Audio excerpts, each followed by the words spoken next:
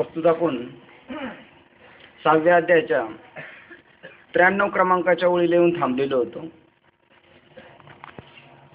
6वा अध्याय साधनारंभ चालू झालेला आहे इथे, आणि हे सांगतात की काय सोडल्यानंतर ईश्वर प्राप्ती होणार आहे. ते सांगतात, हा विचार आणि अहंकार सांडिजे, मग आस्तेच वस्तू होईजे, तरी आपली स्वस्ती सहजे आपण केली. आपण आपल्याला सोडू इच्छितो, आपल्याला दुसरा कोणी सोडू शकत नाही. आपले हित करणारे आपण आहोत आणि आपलं अनहित करणारे सुद्धा कोण आहेत? आपण. या जगामध्ये आपलं कोण वाईट करायला आलेलं नाही, आपणच आपलं नुकसान केलं. वाईट काय होते याची तर आपल्याला बिलकुल खबर नाही. आपलं काय क्षणिक व्यवहारात काय थोडं नुकसान झालं तर ते वाईट आहे असं आपल्याला वाटतं, पण आपले 84 लक्ष योनीची हानी झालेली. पुन्हा कुत्री मांजरं गाढव डुकर होणार आहे. हा अहंकार आहे, याच्याबद्दल ज्ञानेश्वर महाराज ज्ञानेश्वरीमध्ये सांगतात, हा जिवंतपणी सुद्धा माणसाचा अहंकार जात नाही. अहंकार म्हणजे लक्षात ठेवायचं, जिथे पण अहंकार हा शब्द येईल संतवाणीमध्ये, तिथं 99% अहंकार म्हणजे देह अहंकार. मी देह आहे, हा जो घेतलेला अहंकार आहे. कोणी घेतलेला आहे? जीवाने घेतलेला आहे. जीव संकुचित झालेला आहे आणि म्हणून तोच त्याचा शत्रू झालेला आहे. आणि त्याच्यासाठी सांगतात का त्यांनी तो अहंकार टाकायचा. अहंकार म्हणजे ज्या ज्या कुडीमध्ये चैतन्य जातं, आत्मा जातं, आणि तेवढं त्याच्या एवढं ते समजतं. त्या शरीराच्या आकार एवढं. जर हत्तीच्या शरीरामध्ये गेलं तर हत्तीच्या शरीराने एवढं स्ट्रॉंग समजतं. सापाच्या याच्यात गेलं तर बारीक समजतं. चिलटाच्या याच्यात गेलं तर बारीक. म्हणजे प्रत्येक शरीरामध्ये वास्तव्य करताना तेच मी आहे, त्याच्याशीच तादात्म्य करणे त्याचं म्हणतात अहंकार. हा अहंकार जर विचार करून टाकला, काय विचार करायचा? मी देह आहे का आत्मा आहे? मग जर मी आत्मा आहे तर माझं नुकसान आहे. जर मी देहबुद्धी जर दृढ केली तर हा विचारून या अहंकार. अनात्म विचार केला, अनात्म वस्तू मी नाही, आणि त्या अनात्म वस्तूशी मी तादात्म्य केल्यामुळं माझं नुकसान झालेलं आहे, आणि जर त्याच्याशी टाकलं तर फायदा माझा मलाच होणार आहे. हा विचारून अहंकार सांडिजे, मग आस्तेच वस्तू होजे. आस्ते वस्तू काय? जय जय सुसंवेद्या आत्मरूपा. आत्मस्वरूप जे आहे ती आपली स्वतःची वस्तू आहे, आणि आपलीच वस्तू आपल्याला भेटणार जर हा अहंकार टाकला तर अस्तीच वस्तू होईल. काय आपण ईश्वर तत्व आहे, ब्रह्मतत्व आहे, परमात्मा तत्व आहे, तरी आपली स्वस्ती सहज आपण केली. आपणच आपलं सोडवणूक केली. एरवी कोश किडकाची या परी, तो आपण पया आपण वैरी, तो जो आत्मबुद्धी शरीरी चारू स्थळी. त्यांनी सांगितलं, गुंतला कोण जातो? सुटला कोण? ज्याने देहबुद्धी टाकली तो सुटला, आणि आत्मबुद्धी टाकली काय झालं? त्यांनी सांगितले, एरवी कोश कीटकाची ये परी, तो आपण पे आपण वैरी. कोश कीटक काय करतो? तो कोसला किडा आतमध्ये जातो, घर बनवतो, एकदम चांगलं बनवतो, पण येण्याचा दरवाजा त्रिकुट कोसल्याने घर सायास केले, आणि दोन्ही द्वारे लिंपून आत गुंतू मेले. तो जसा गुंतून गेला त्याप्रमाणे जीव जो आत्मबुद्धी त्यांनी कुठे ठेवलेली आहे? शरीरी चारू स्थळी. त्याची आत्मबुद्धी आत्मस्वरूपाच्या ठिकाणी पाहिजे, चैतन्याच्या ठिकाणी पाहिजे. पण आत्मबुद्धी म्हणजे आपलेपणा. त्याने आपलेपणा कुठे ठेवलाय? शरीराच्या ठिकाणी ठेवला, आणि शरीराच्या ठिकाणी ठेवल्यामुळं त्या कोश कीटकाप्रमाणे नुकसान झालं. ते म्हणतात, कैसे मनुष्य जन्माचं दुर्दैव आहे, कैसे प्राप्तीचे वेळी निदैव आंधळेपणाचे डोळे, की आस्ते आपले डोळे आपण झाकी.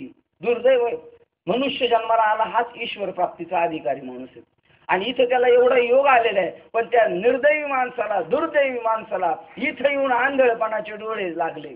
का आंधळे माणूस कसं असेल त्याप्रमाणे तो आपले डोळे आपण झाकून घेतो. अशा प्रकाराने त्यांनी सांगता जाता जाता पुन्हा एक उदाहरण दिलेलं होतं. पोपटाचं उदाहरण दिलेलं आहे. तो पोपट नलिकेवर जाऊन बसतो, त्या नलिकेला धरतो, आणि ती नलिकेला धरल्यानंतर ती नलिका फिरायला लागल्यानंतर त्याला असं वाटतं मी पडतो की काय, ती नळी सोडत नाही, आणि मग तो जाम धरतो. टिटून त्या हाताने धरल, चोचीने धरील, आणि त्यामुळं त्याला अर्धा तोडून नेला. ज्ञानेश्वर महाराज म्हणतात तरी तो काय आता तिला सोडणार नाही नळीला, आणि म्हणतो मी गुंतलो. आता त्या पोपटाला गुंतवले कोणी?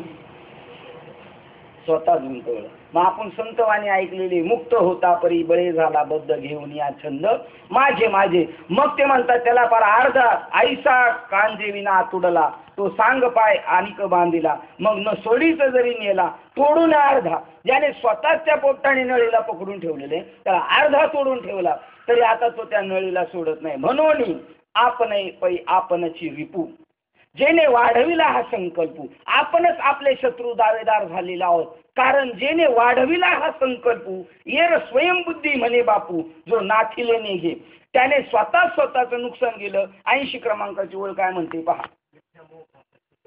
हा, म्हणून ज्याने आपल्या मनातील मी आणि माझे हा संकल्प वाढविला, तो आपणच आपला शत्रू होतो असे श्रीकृष्ण म्हणतात. व दुसरा जो पुरुष मिथ्या देहांकाराचा नसताना अभिमान धारण करीत नाही, तो आत्म अनुभवी आहे असा समजावा. ज्याने नसलेल्या शरीराचं आपलं तादात्म्य तो सोडलेलं आहे, यालाच म्हणतात की माझं माझं का बडोज, किंवा दुसऱ्याचं ओझ आपल्या याच्यावर घ्यायचं. तसं देहाची कर्मजीव जेव्हा आत्मा स्वतःवर घेतो खेचून, त्यावेळेला तो गुंतला जातो. एक गुंतलेला सांगितला, ज्याने देहबुद्धी टाकली तो सुटला, आणि ज्याने देहबुद्धी घेतली तो गुंतला. आता देहबुद्धी कोणी टाकली त्याचं उदाहरण त्यांनी जाता जाता सांगितलं. तर तो श्लोक पाहू आणि आपण आपल्या पुढील विषयाकडे बोलूया. जेने शरीर इंद्रिय समूहाला जिंकले आहे व त्यामुळे त्याचे अंतःकरण अत्यंत प्रसन्न झालेले आहे. ज्या वेळेला आपण शरीर इंद्रियांना जिंकू, त्यांच्यावर आपला ताबा येईल, आणि ज्याने आपले अंतःकरण, त्याच्यामुळे त्याचं अंतःकरण प्रसन्न झालेले. ज्याने इंद्रियांना जिंकलं, कारण इंद्रियांना जिंकणं फार अवघड आहे. ज्ञानेश्वर महाराज म्हणतात, विषयापासून इंद्रियांना तोडणं म्हणजे एखाद्या उतार वयात एखाद्या झालेल्या मावशीला बाळ, त्या बाळावर तिचं किती प्रेम असतं, किती नवसानी झालेले, आणि ते जर काळाने घेऊन गेलं तर तिला किती दुःख होईल. तद्वत दुःख इंद्रियांना विषयापासून मागे घेताना त्या जीवाला होत असतं. पण एखादा वैराग्यशील असतो तोच ती गोष्ट करू शकतो, कारण त्याला त्याचं आपलं हित करायचंय. कारण मागच्या वेळेस सांगितलंय, ज्याला आपलं हित करायचंय तो त्या विषयांना लाथाडीत चालतो. हा, आणि असा जो आहे त्याने अंतःकरण जिंकलेले आहे, ज्याचे अंतःकरण प्रसन्न झाले आहे, अशा परमार्थ संन्यासाचा साक्षी चिद्रूप आत्मा साक्षात अनुभवाने राहतो. त्याने स्वतःच त्याला पाहिलेले. शरीराचे चाललेले काय काय कर्म, काय काय कर्म चाललेले, त्याचे डोळे काय कर्म करतात, शरीर काय कल्पना करतं, मन काय संकल्प करतं, या सगळ्याला पाहणारे आपण आहेत. मन चांगला संकल्प करतो का वाईट संकल्प, याला करणारा करतोय मन. चांगला संकल्प केला का वाईट संकल्प केला हे कोणाला कळते, हे आपल्याला कळते. आणि आपण त्या मनापासून बाजूला आहोत, आणि त्या मनाचे खेळ दुसरा आहे म्हणून आपण पाहू शकतो ना. दुसऱ्याची आपण नाटकं पाहतो, तशी ह्या इंद्रियांची, मनाची, अंतःकरणाधिक ज्या गुण आहे, 4 गोष्टी आहेत, मन बुद्धी चित्त अहंकार, यांना आपण साक्षी आहे. तो चिद्रूप आत्मा त्यांना साक्षी रूपाने पाहतो, साक्षात आत्मानुभवाने राहतो. त्याप्रमाणे आणि स्वतःच्या ठिकाणी सुख रममान झाल्यानंतर त्याच्यावर काय परिणाम झाला, जसं कोण पुण्य त्यांचा होईन सेवका, जी ही द्वंद्वाधिक, द्वंद्व वेगळं आणि द्वैत वेगळं बरं का. द्वंद्व कशाला म्हणतात आणि द्वैत कशाला म्हणतात, एकाच्या 2 वस्तू दिसणे त्याचं नाव द्वैत आहे. हा, आणि द्वंद्व म्हणजे काय पहा, ज्याच्या साक्षात आत्मा, त्याप्रमाणे ज्याला शीत उष्ण, गरम थंड, सुख दुःख, ही काय आहेत, द्वंद्व आहेत. ही द्वंद्व आहे. आणि मान आणि अपमान, ही काय आहेत, मान अपमान द्वंद्व आहे. उलघालची मनाची होती. सुख दुःख, अजून काय सांगितलं, शीत उष्ण म्हणजे आनंद वाटतो, कधी खेद वाटतो. या द्वंद्वांच्या वेळी तसेच मान आणि अपमान झाल्यावर तो सम असतो. म्हणजे जी ही द्वंद्वातीत, जी ही द्वंद्वातीत दुराविली, मला ज्यांनी अशा द्वंद्वांपासून बाजूला केलं, ज्ञानेश्वर महाराज तुकाराम महाराज म्हणतात, अशा महात्म्याची सेवा करण्याची पात्रता पुण्य माझ्या अंगी आहे का. काय प्रश्न आहे बघा, हा प्रश्न आहे बरं का अभंगाचा. कोण पुण्य त्यांचा होईन सेवक, इथं प्रश्नचिन्हच पहिलं आहे. कोण पुण्य, असं कोणाचं पुण्य आहे का त्यांचा सेवक होण्याची पात्रता माझ्या अंगी आहे. म्हणजे माझं पुण्य आहे का अशांची सेवा करायची. बरं, सेवा कोणाची करायची, जे ही द्वंद्वाधिक, शीत उष्ण, मान अपमान, सुख दुःख, या द्वंद्वापासून ज्याने मला बाजूला केले त्याची सेवा करण्याची मी इच्छा करतो. पण त्याची सेवा करण्याची एवढी माझी पात्रता आहे का, माझ्याकडे तेवढं पुण्य आहे का. लोक ते सेवा करायला लय पळतात, नाही नाही सेवा केली पाहिजे, बाबाची सेवा केली पाहिजे, करायला पाहिजे, पण कोणाची करायला पाहिजे. सेवा करणं अत्यंत दुर्लभ आहे, सेवा करायलाच मिळणं अत्यंत दुर्लभ आहे. आज तुम्हाला सांगतो, येता येता आम्ही गेलो होतो ओझरला आणि दर्शनाला गेलो तर म्हणले काल्याचं कीर्तन आहे विठ्ठल बाबा मांड्यांचं, 90 वर्षाचे महात्मे जुने आहेत, आपल्या मालिकेतले सगळे लोक त्यांना ओळखतात ओझरचे, आणि कधी आपल्या मालिकेबद्दल कधी ब्रश शब्द बोलले नाही. तर ते त्यांचं कीर्तन आहे. मग आम्ही गेलो दर्शन करायला, म्हणलं चला आलो इथं, बाकीच्यांचं माऊलीचं यांचं ओळख होती. गेल्यानंतर त्यांनी पाहिलं, विचारलं थोडीशी ओळख लागली आमची, परत आमच्याबरोबर दुसरे होते त्यांना ओळखलं. मग म्हणले कुठं निघाले, म्हणलं आम्ही मुंबईला चालू हिवऱ्याला आलते, बीडचे महाराज येतं वगैरे वगैरे. ते म्हणले ठीक आहे, म्हणले हे गायक आहेत अमुक. म्हणले चला, ते विठोबाराक मला जाणार टाळ विना घ्यायला, आम्ही निघालो. म्हणले एक चाल म्हणून जायच्या, त्याशिवाय सुट्टी नाही.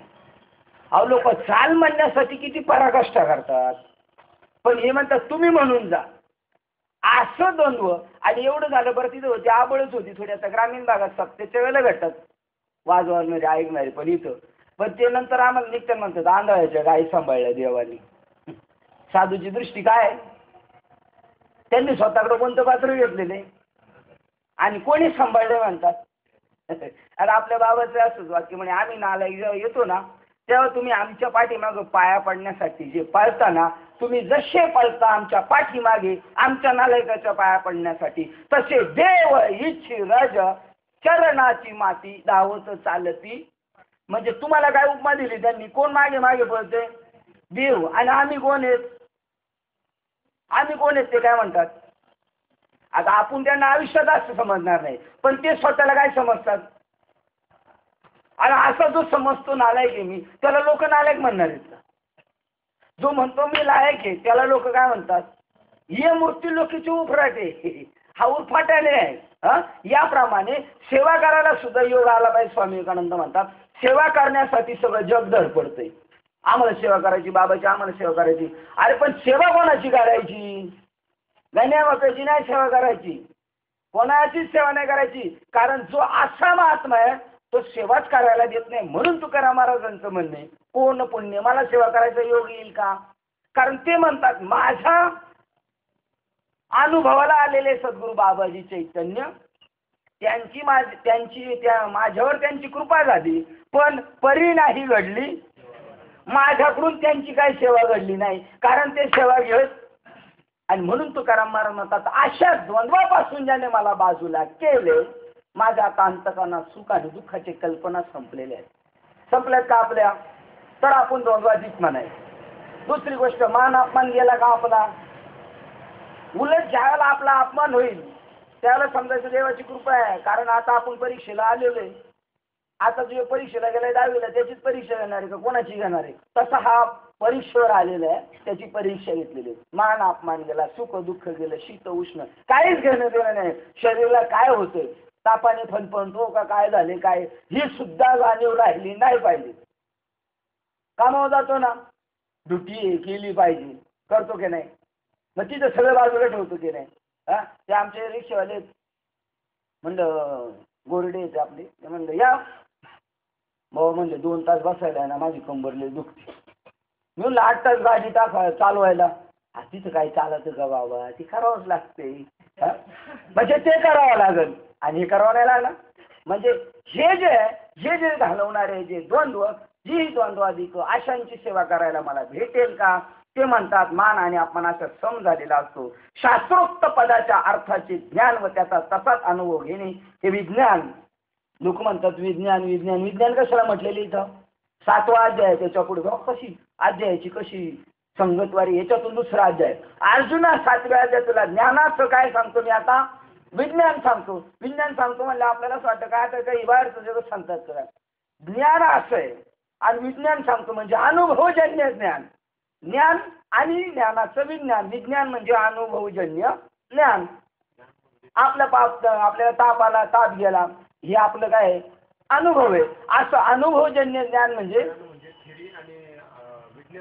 ज्ञान म्हणजे थेरी आणि अज्ञान म्हणजे विज्ञान म्हणजे प्रॅक्टिकल. असा अनुभव घेणे विज्ञान, त्याच्या योगाने त्याचे चित्त अंतःकरण तृप्त झाले आहे व त्यामुळे जो मनात न डगमगणारा जितेंद्रिय होतो, ज्याला मातीचे ढेकूळ आणि दगड व सोने ही समज झाली आहे. अशी भूमिका झाली का आपली, होतील का मारामारी हाणणे. कोणी काही केलं तर दगड आणि माती आणि ढेकूळ हे काय झालं त्याला ही तुकोबारायची स्थिती जी आपल्याला जीवनात उतरायची. अशा योग्याला विरक्ताला योगारूढ समाहित असे म्हटले आहे. अरे ज्याने आपले अंतकरण जिंकले व त्यामुळे ज्याच्या सर्व वासना शांत झाल्या त्याला इतरांप्रमाणे परमात्मा कोठे दूर नाही, तो देव जवळच आहे. ते म्हणतात त्याला कशा प्रकाराने देव भेटला जातो ते म्हणतात पा जसा की डाळाचा दोष दाय तरी ते 15च होय तैसे जीवा ब्रह्मत्व आहे संकल्प लोपी. ज्या वेळेला जीवाचा संकल्प जाईल मग संकल्प जाण्याचं ज्ञान आपल्याला साधूकडून घ्यायचंय. मग संकल्प ही वरी नाही मन आणि असं संकल्प घालवलेला ज्याचा त्याला ते सांगतात. मग मात्र मी कोण आहे असे जेव्हा पाहू लागला, जेव्हा ते केवळ स्वरूपभूत ज्ञान ते स्वतः आपण आहोत असे त्यास कळले, असा निश्चय झाल्यामुळे मी व्यापक आहे किंवा अव्यापक आहे परिच्छिन्नायाशी वाटाघाट ती करण्याचे द्वैताच्या अभावी आपोआप थांबते. त्याला मी कोण आहे हे बी संपलं. मी ब्रह्म आहे, मी ब्रह्म आहे, मी ब्रह्म आहे हे सुद्धा ज्ञान संपलं पाहिजे. हे संपलं पाहिजे ना. आपण ऐकलेले त्याच्यासाठी 2 दृष्टांत ऐकलेले. एक काट्याने काटा काढायचा आणि दुसरा काटा फेकून द्यायचा. मी देह आहे ही बुद्धी घालवण्यासाठी मी आत्मा आहे ही बुद्धी घेतलेली. काट्याने काटा काढला, दोन्ही काटा. किंवा अजून एक आपण ऐकलेले कीर्तनामध्ये एक पांढरी घार आणि एक काळी घार. काळी घार लई त्रास देते म्हणजे अज्ञान जास्त त्रास देतं म्हणून ते अज्ञान घालवण्यासाठी पांढरी घार आणली. मग ते अज्ञान गेलं, पांढरी घारीने काय केलं तिच्यापेक्षा जास्तच त्रास द्यायला सुरुवात केली. संसारच होतं तर काय अक्कल नव्हतं. लोकांनी लातानी मारले, दारू बावळटा काय म्हणलं तर काय कळत नव्हतं.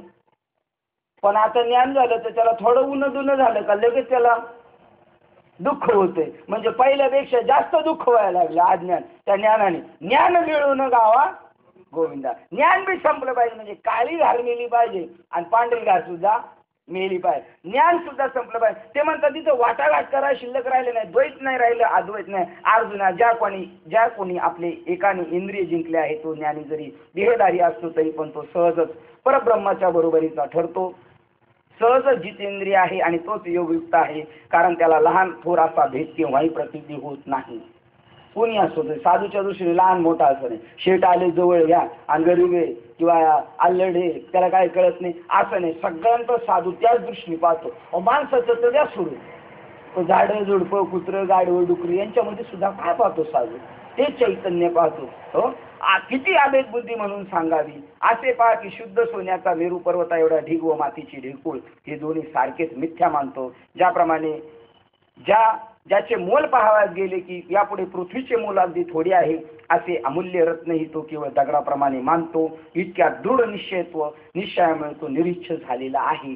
इथपर्यंत आपण परवाच्या दिवशी आले होतो. जाता जाता 2 उदाहरणं पाहिली होती. एक तुकाराम महाराजांचं पाहिलं होतं, माती आणि पाषाण सोनेने रूप आम्हा मृत्तिके समान माणिक आणि पाषाण खडे जैसे. आणि जाता जाता आपण एक उदाहरण पाहिलं होतं. रामायणाकडे गेलो होतो आपण आणि सीता मातेने नवरत्नाचा हार दिला. त्या देवाचं एवढं मोठं कार्य केलं. माझी रामाची भेट करून दिली, आत्मा रामाची माझी भेट करून दिली. मग आता याला काहीतरी बक्षीस द्यायला पाहिजे. मग त्याला काय नश्वर बक्षीस द्यायचं का? रामाला कळालं यांना काही देण्याची गरज नाही. कारण परमार्थाचे मुख्य बीक रामायणामध्ये आलेले बालकांडामध्ये नाथ महाराजांच्या रामायणामध्ये भावार्थ रामायणामध्ये परमार्थाचे मुख्य बीज निरपेक्षता तेच नाशिक. परमार्थाचं नाक काय? निरपेक्ष. इथं काय झालेलं आहे?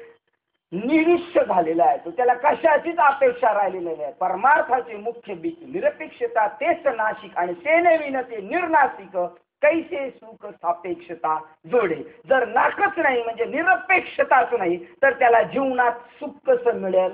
आणि सुख म्हणजे कोणतं सुख? व्यावहारिक नाही. आत्मसुख त्या विरक्ताशिवाय मिळू शकत नाही. आणि असे हनुमंतराय होते. त्यांना जे मिळालं तर ते नवरत्नाचा एक एक खडा फोडून पाहायला लागले. याच्यात राम आणि ज्याच्यात राम नाही त्याच्यात आपलं काय काम? आपलं पण जीवन असंच असावं. ज्यांच्याशी अशा गोष्टीचा संबंध आहे पारमार्थिक लोकांशीच आपला संबंध असावा, इतरातलं कोणाशीच संबंध नसावा. अशाप्रमाणे आपण इथपर्यंत आलेलो होतो 93 पर्यंत. आता आपण पुढील विषयाकडे वळूया. ज्याच्या ठिकाणी हितचिंतक आणि शत्रू अथवा उदासीन किंवा मित्र अशा चित्रविचित्र वेगवेगळ्या वृत्तीच्या कल्पना कोठून येणार? ज्याला एवढं समबुद्धी झालेली आहे, समान श्रीहरी, त्याला शत्रू मित्र असा कोणत्याच प्रकारचा चित्र विचित्र चांगला वाईट अशा वृत्तीच्या कल्पना कुठून येणार? मीच विश्व आहे असा ज्यास दृढ बोध झालेला आहे. ही भावना पाहिजे आपली. ही ज्ञानेश्वर महाराजांची होत नव्हती बरं का. आणि म्हणून त्यांना राग आला होता आणि ताटी बंद केली होती. म्हणजे हे लोक मला का त्रास देतात? ही जी वृत्ती आहे अज्ञानातली का ज्ञानातली? मला हे लोक का त्रास देतात असं ज्ञानेश्वर महाराजांना वाटलं होतं. आता आपलं कितपत जायचं घोडं बघा. आता आपण किती स्पीडने जायला पाहिजे काय? आणि मला हे लोक त्रास देतात. आता माझा संबंध संपलाय. मीच विश्व आहे आणि याच्यासाठी ताटीच्या अभंगाचे जी पदार्थाने चालवली जी पाणी दात एकाच शरीराचे त्याप्रमाणे तुका म्हणे एका देहाचे, हे सगळे एका देहाचे जगची देह झालेला असा ज्याच्या अनुभूतीला आलं ज्ञानेश्वर महाराज म्हणतात त्याला आपला आणि परका असा भेद राहत नाही. सगळं जगच आपलं काय झालेलं आहे? देह झालेला आहे. अशा प्रकारे मीच विश्व आहे असा जास्त दृढ बोध झाला आहे. त्याला बंधू कोण आणि द्वेषी कशाचा व त्याला आपला वैरी तरी कोण? मग अर्जुना त्याच्या दृष्टीने कनिष्ठ आणि श्रेष्ठ असे कोठून असणार? असे पहा की परिसाच्या कसोटीवर घासले असता त्या सोन्याला निरनिराळ्या कसाच्या प्रकारात करता येईल का? आता हे चौथ्या अध्यायात सांगितलं आपल्याला.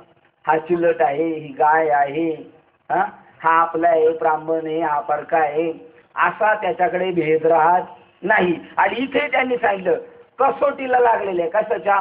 परिसाच्या कसोटीला लागले. किती भंगार क्वालिटीचं लोखंड असलं पण जर त्याचा सोन्याशी संबंध आला तर एकाच कॅरेटचं होईल ना ते, का कमी जास्त होईल? तसा याचा प्रकार झालेला आहे. मग अर्जुना ज्याच्या परिसाच्या कसोटीला घासल्या असतात त्या सोन्यात निरनिराळ्या कसाचे प्रकार करता येतील काय? ती परिसाची कसवटी सर्व धातूंना उत्तम सुनीत करते. तशी ज्याच्या बुद्धीत या चराचरात्मक विश्वास साम्याचीच अधिष्ठान ब्रह्मा भावाचीच निरंतर प्रतीती होते. प्रतीती म्हणजे अनुभव. सगळीकडे पाहायला गेलं तर ब्रह्मपुरी वास करणे, सगळीकडे आता हे सोहळे झाले. विषमता संपली त्याच्या जीवनातील, विषम धोनी सांडिले, सगळं सम आहे. अधिष्ठान ब्रह्माचीच निरंतर प्रतीती होते. कारण विश्वरूप अलंकाराचे ठसे जरी निरनिराळ्या आकाराचे आहेत तरी ते एकाच परब्रह्मरूपी सुवर्णाचे घडलेले आहेत. एकमेकाबद्दल कंप्लेंट करायचं आपण सोडून दिलं पाहिजे आणि या ओळीच्या अनुभवाने आपल्याला ती कंप्लेंट संपेल. काय? हे विश्व जेवढी प्राणी मात्र निर्माण झालेली आहेत त्याच्यासाठी उदाहरण दिलं. एकाच सोन्याचे अनेक अलंकार झाले. आता अदृष्टांत समजणार. एका सोन्याचं अनेक अलंकार झाले तरी ते एक परब्रह्मारूपी सुवर्णाचेच घडलेले आहे.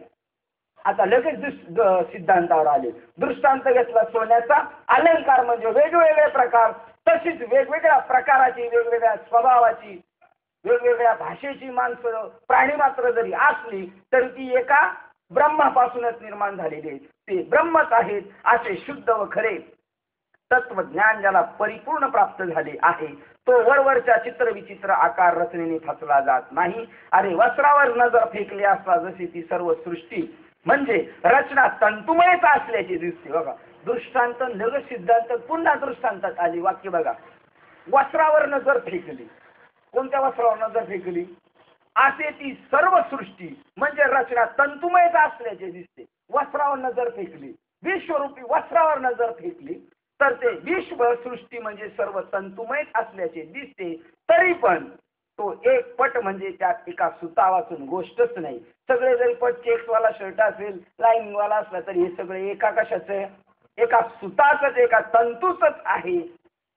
उपयुक्त तंतुपट न्यायाने वरील अनुभव गवसत असतो.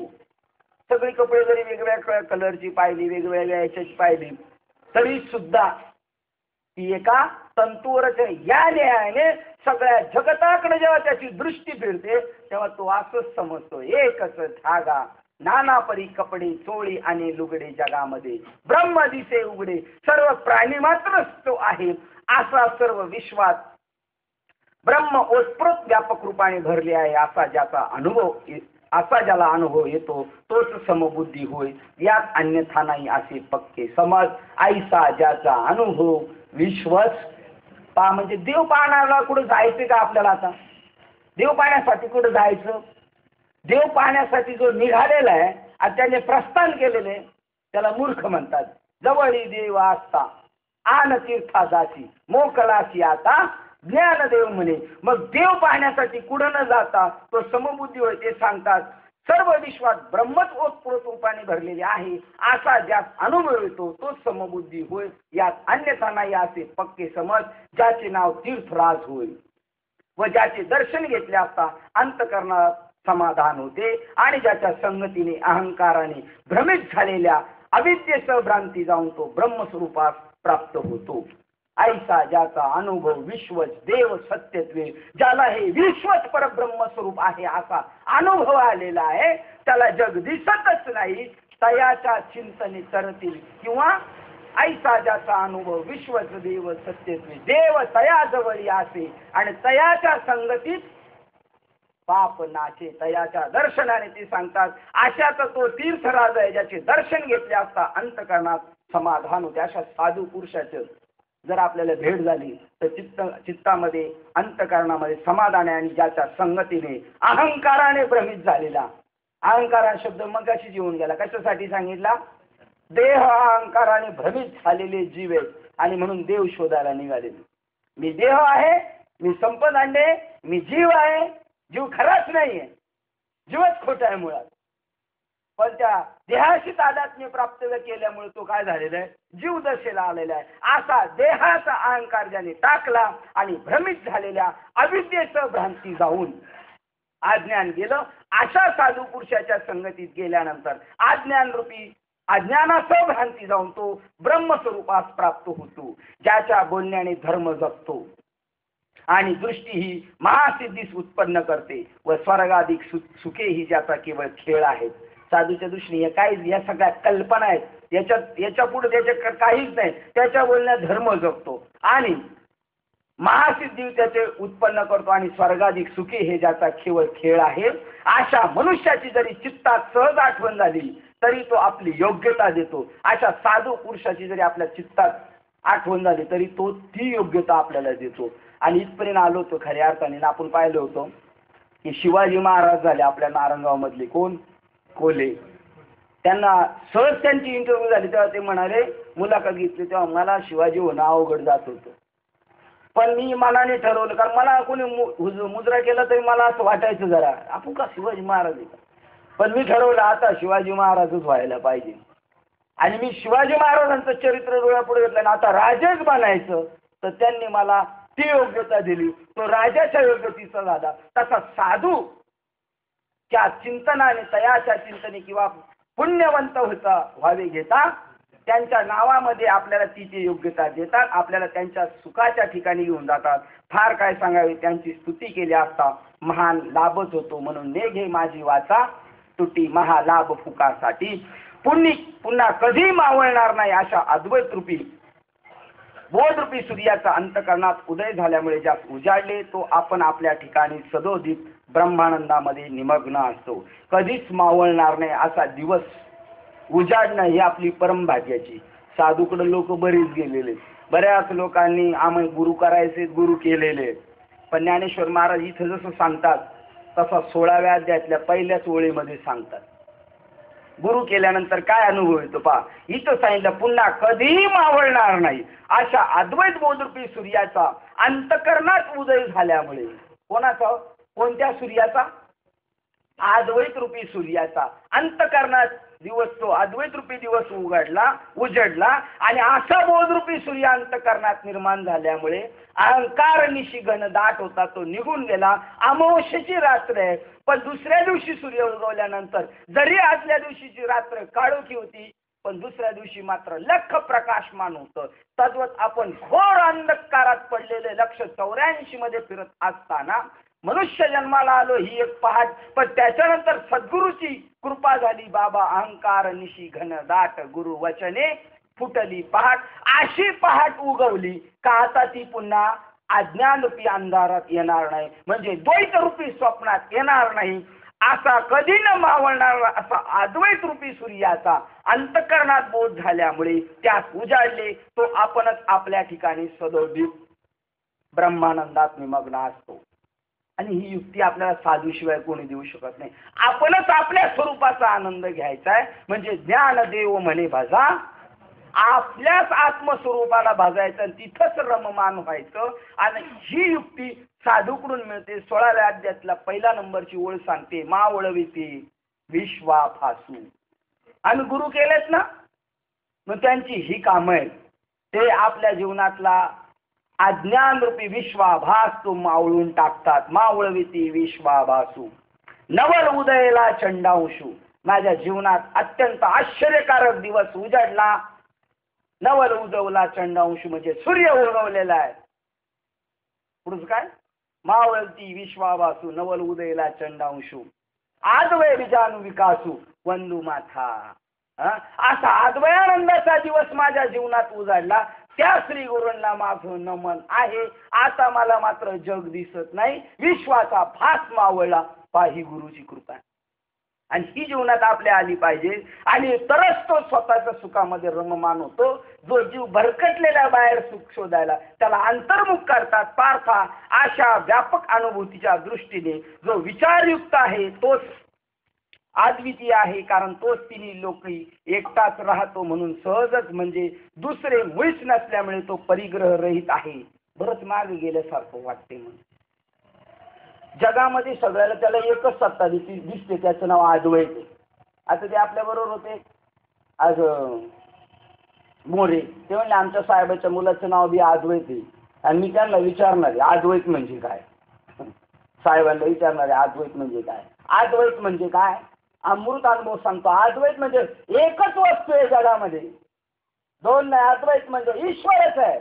आणि जर द्वैत दिसत आहे तर तिला काय म्हणतात, माया. आणि ती माया कोणापासून निर्माण झालेली, आपल्यापासून सावली निर्माण झालेली. सावलीचा तो भास आपल्याला सतवतोय. जसा अंधाऱ्या रात्रीमध्ये एकटाच चाललाय आणि त्याची सावली पडलेली आणि त्याला वाटते मागे बी कोणतरी येते, त्याला एकाचेच दोन दिसतात. नाही तर जगामध्ये काय एक आदमी तो एकटाच चाललेला रोडनी, पण आता त्याला दोन दिसते.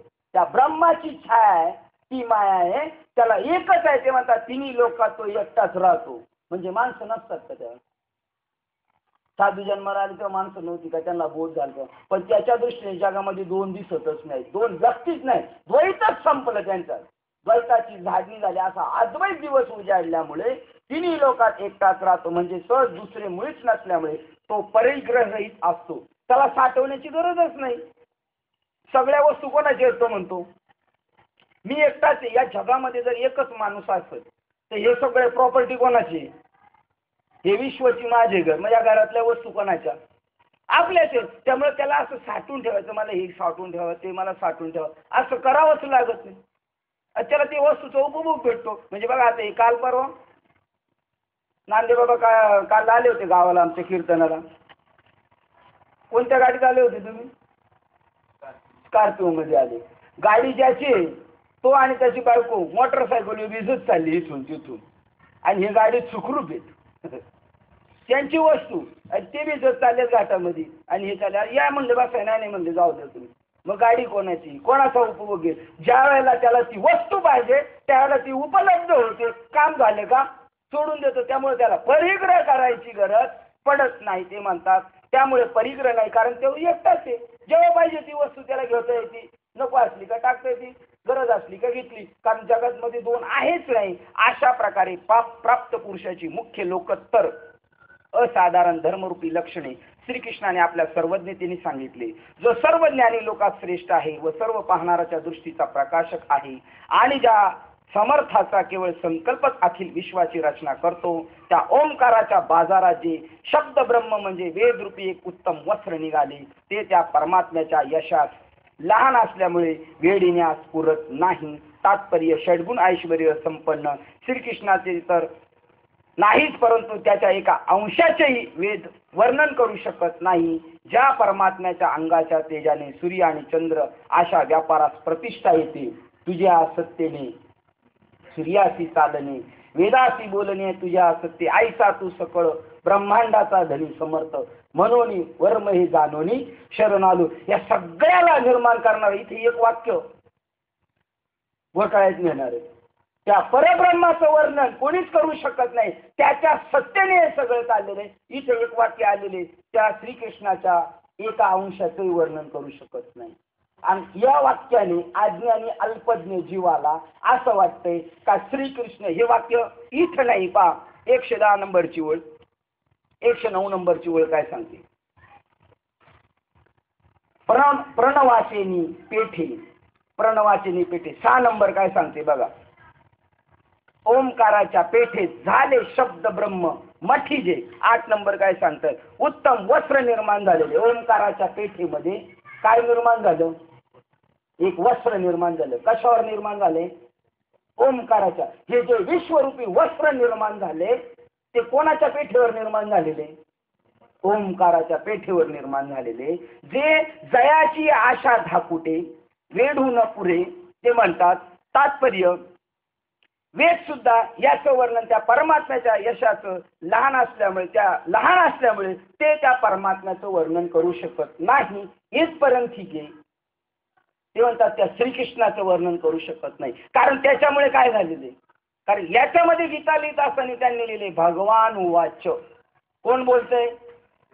श्रीकृष्ण बोलतात. असं श्रीकृष्णांचं मत, कारण त्याला हाच बोध झाला पाहिजे. कारण श्रीकृष्ण जे आहेत ते काही कार्यासाठी आकार घेऊन आलेले आहेत, पण त्यांचं ते स्वरूप कायमचं नाहीये. ते सुद्धा ते काही मायावी शरीर घेऊन आलेले आहेत काही कार्यासाठी.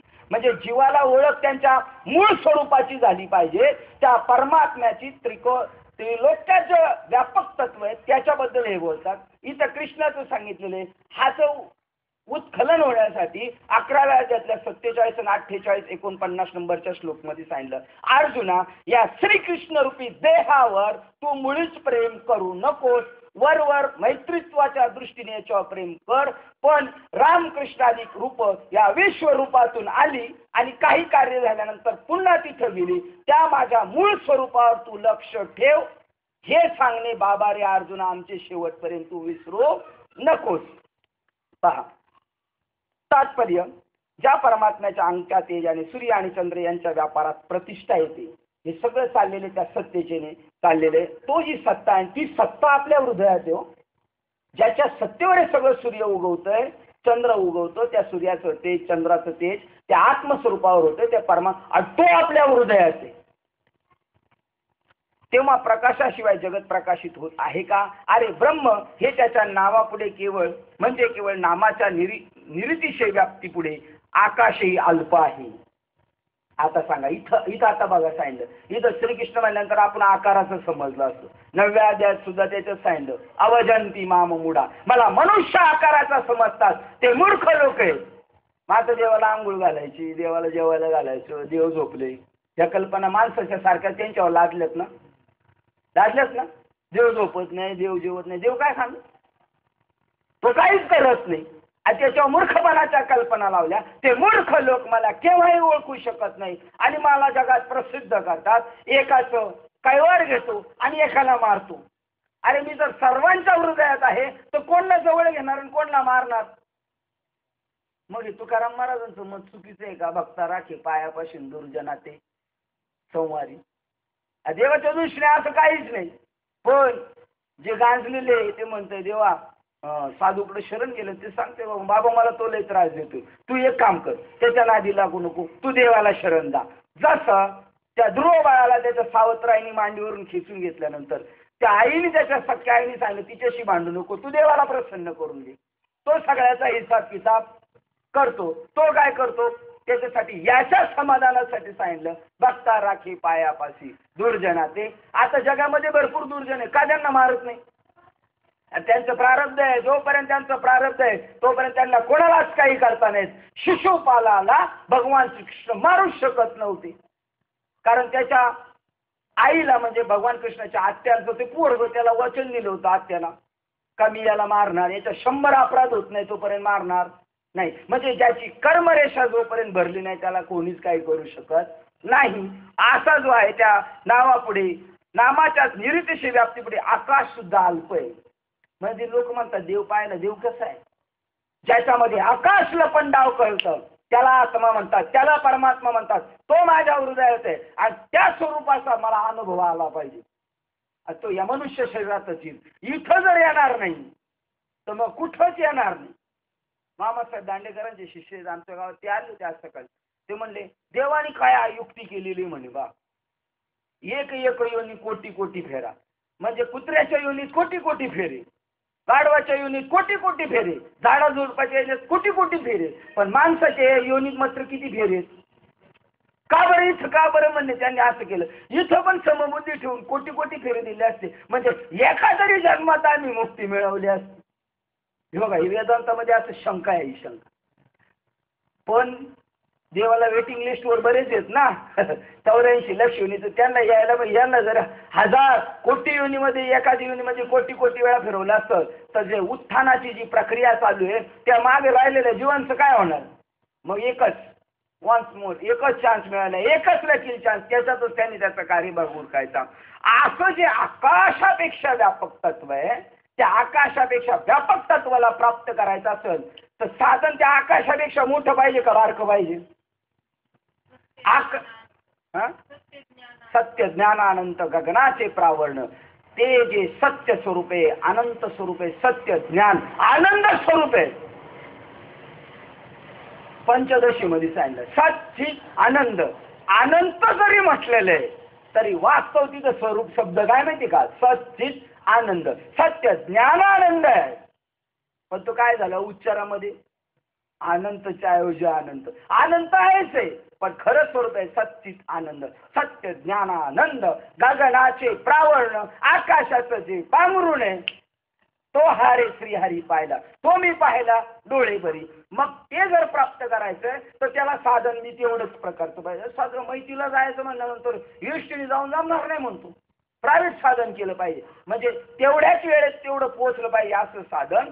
ज्ञानेश्वर महाराज सांगतात ते नाम सुद्धा केवढं आहे? गगनाहुनी वाढ नाम आहे. जे आम्ही नाम जपत असू ते आकाशापेक्षा मोठं पाहिजे. आकाराला असलेल्या देवाचं नाव नसावं. आकाशापेक्षा व्याप्त तत्व याचे नाम, आणि वास्तविक नाम आणि देव एक का दोन? एकच आहे. अरे देवच दिला साधूने हे म्हणायला झालं. हकारोनी सांगे तुका नाम घेता त्याची, आणि देव घ्या कोणी, देव घ्या कोणी, म्हणजे दोन कामं करत होती का? अरे नामच देत होतं म्हणजेच देव देत होते, देवच देत होते म्हणजे काय देत होते? नाम देत होते. ते गगनापेक्षा मोठा आहे त्याला प्राप्त करे. अरे जी ब्रह्म त्याच्या नावापुढे, केवळ नामाच्याच निर्तिशय व्याप्ती पुढे आकाशही अल्प आहे नामाच्या, आणि त्याच्या स्वरूपाच्या पुढे आकाश सुद्धा अल्प आहे, परिच्छिन्न दिसते. आकाश सुद्धा छोट दिसतंय, संकुचित दिसतंय. मग सर्व व्यापक परमात्म्याचे किती म्हणून तू गुण गाणशील? पा ही सुधारलेली. मग अशी काय सांगितलं त्या श्रीकृष्णाचं वर्णन काय करू शकतो, पण आता सांगितलेले काय? अशा परमात्म्याचे किती म्हणून, व्यापक असणाऱ्या परमात्म्याचे किती रूप म्हणून तू वर्णन करू शकतोस, जाणशील. म्हणून हे वर्णन करणे पुरे. ही संतांची लक्षणे सांगण्याच्या निमित्ताने उपरनिष्ठ लक्षणाने युक्त अशा देवाने कोणाची लक्षणे सांगितली व ती का सांगितली हे मला सांगता येत नाही. आता जी ब्रह्मविद्या द्वैताचा पार समूळ नाश करते. कोणती विद्या? ब्रह्मविद्या. आणि ज्या ब्रह्मविद्येने कशाचा नाश होणार आहे? द्वैताचा समूळ नाश होणार आहे. आणि ती द्वैताची विद्या, द्वैताचा नाश करणारी जी विद्या तिचं हरिपाठ वर्णन करते.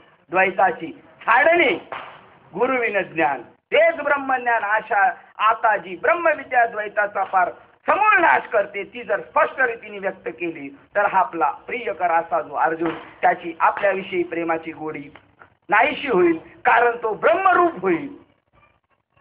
अर्जुनाबद्दल देवाला भीती वाटते का हा ब्रह्मरूप झाला तर मला संवाद साधता यायचा नाही. एवढं जवळ आलंय, एवढा जवळ आलाय का ती रेषा ओलांडली का थोडी आतमध्ये गेला का तो कुठं जाणार आहे?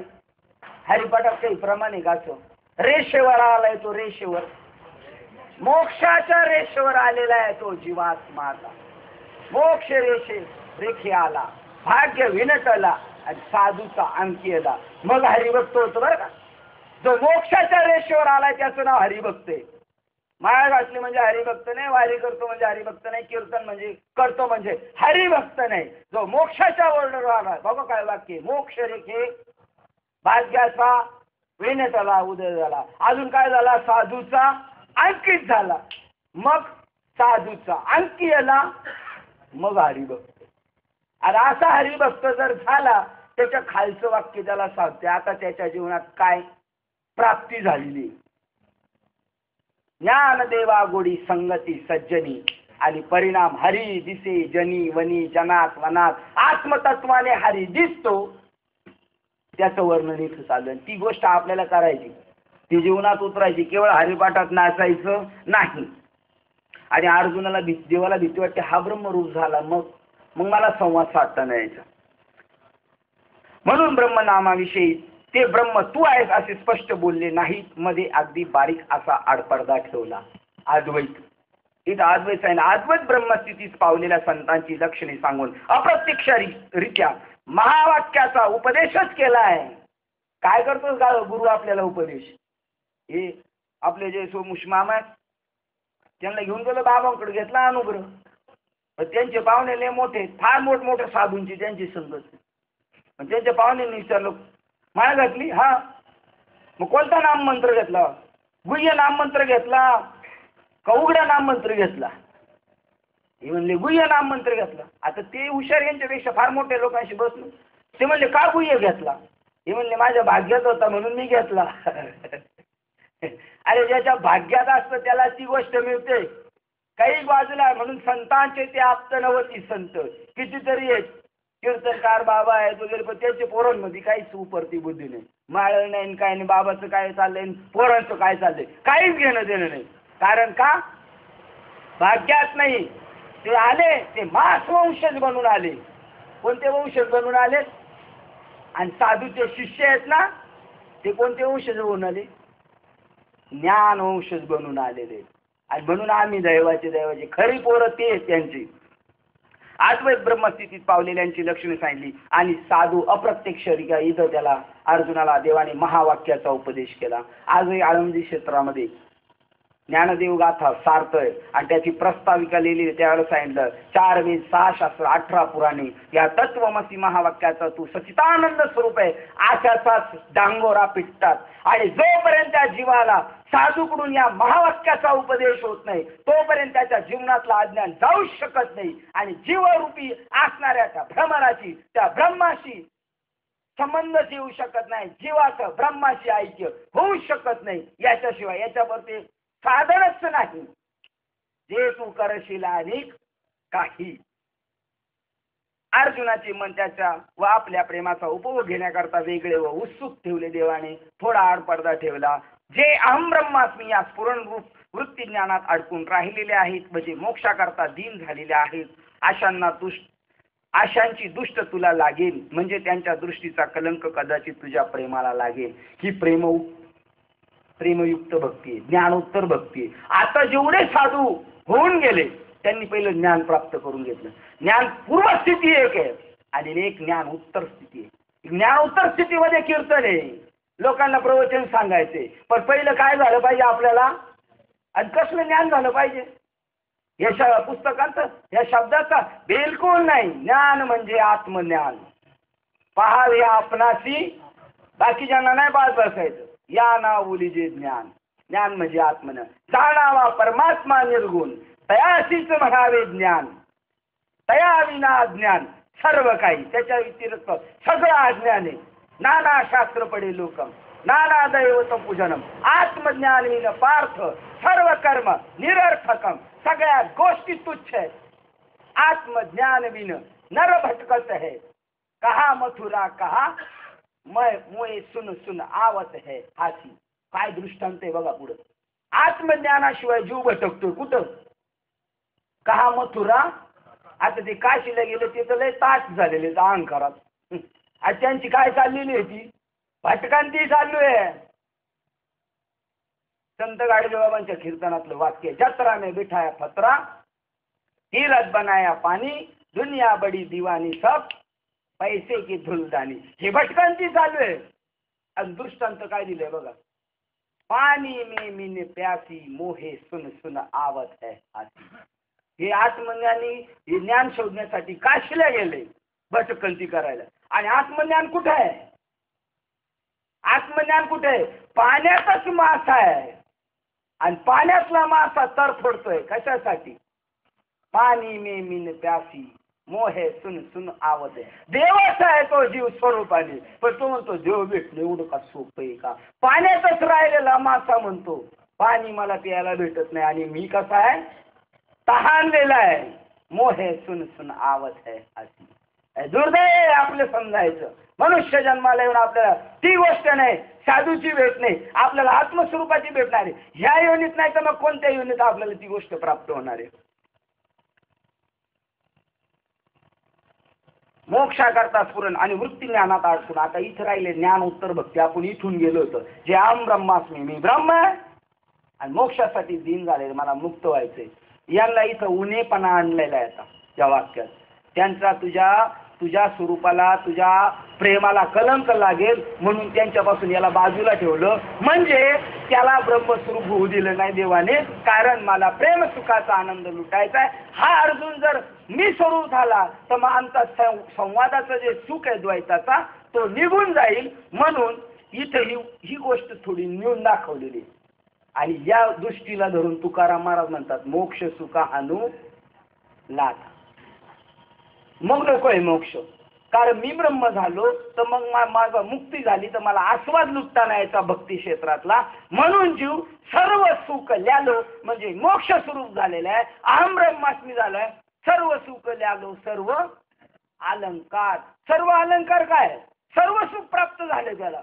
मग फक्त सांगण्यातच सर्व सुख नाही, तर सर्व अलंकारामध्ये एकदा सांगणारा वक्ता होतो. तो एक दिवशी काय होतो, श्रोता होतो, एक दिवशी गायक होतो, एक दिवशी वादक होतो, एक दिवशी ताडपत्री टाकणारा होतो, एक दिवशी पत्रवळी उचलणारा होतो. कारण या सगळ्या गोष्टीमध्ये त्याला सर्व सुख मिळतो.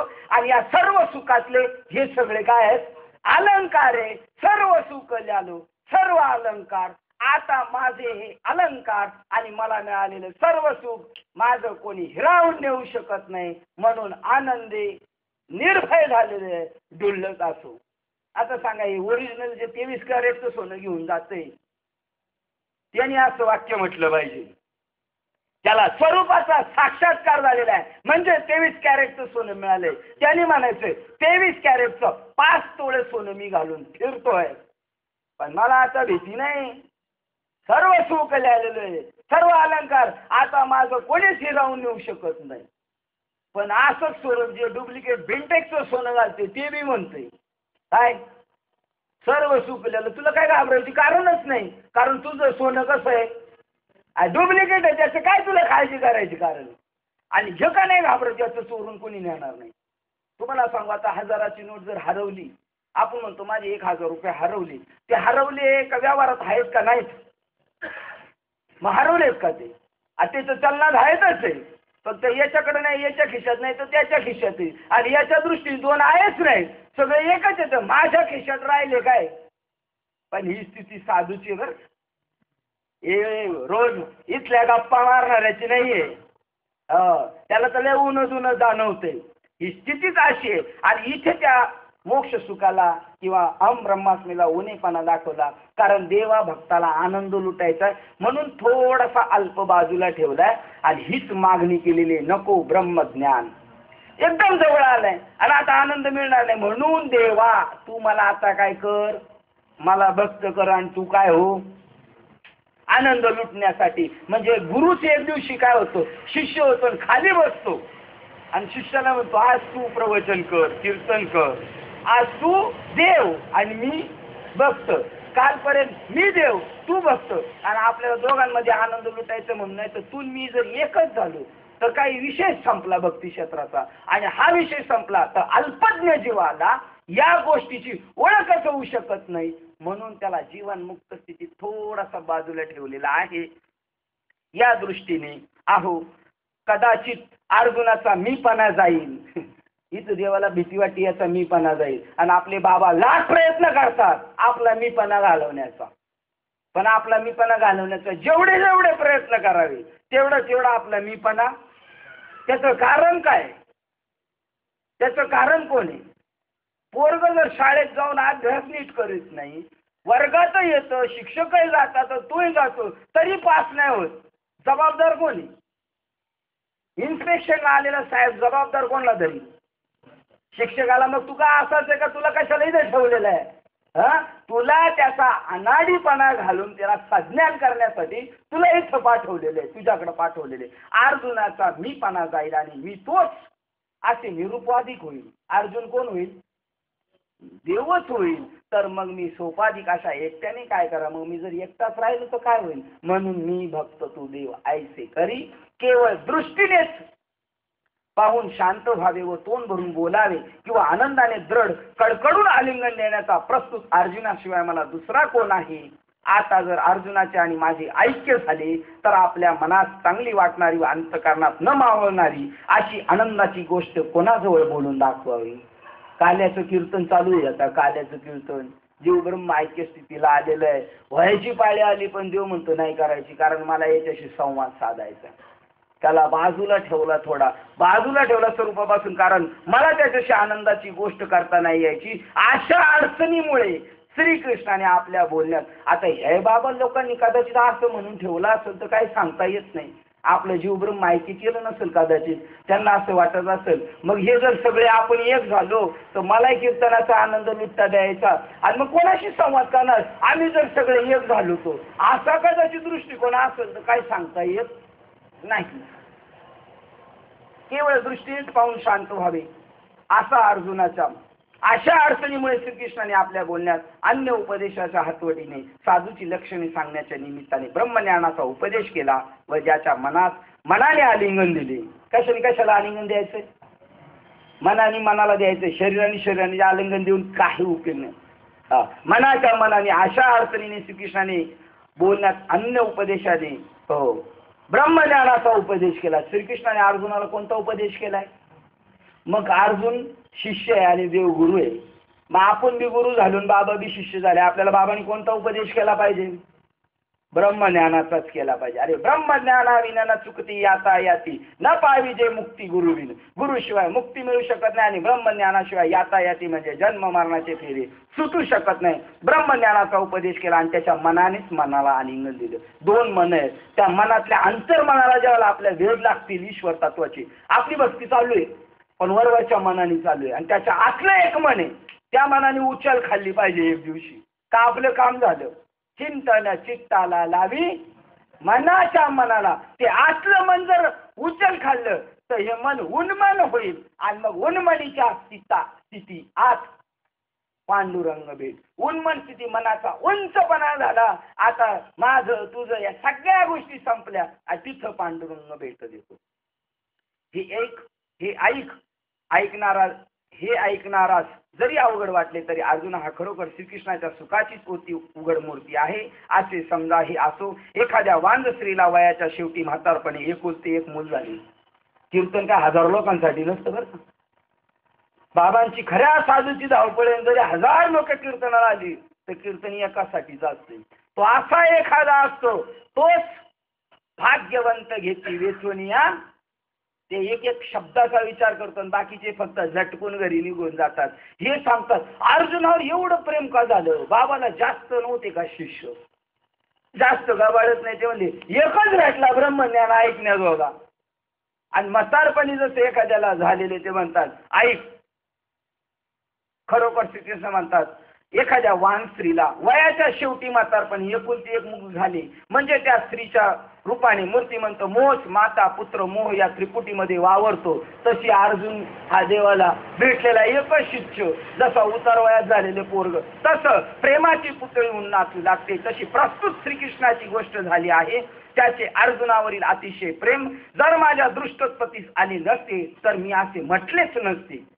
आता हे कोण बोलते?